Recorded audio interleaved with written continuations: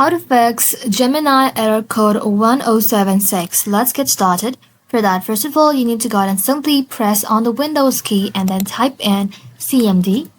Once you type it in, simply tap on Run as Administrator. And once you land in here, you need to go ahead and simply type in the following command. First of all, type in ipconfig/release, press enter. After that, you can simply type in ipconfig/flushdns. Then type in ipconfig/renew.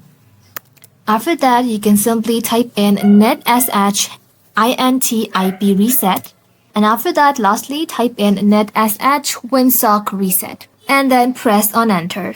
These commands reset your network settings and can help resolve connection-related issues.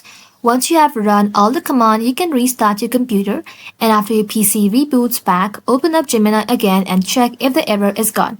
If you're still experiencing this issue, you can try a different browser or clearing your browser cache or cookies. That's it. One of these steps should help fix Gemini Error Code.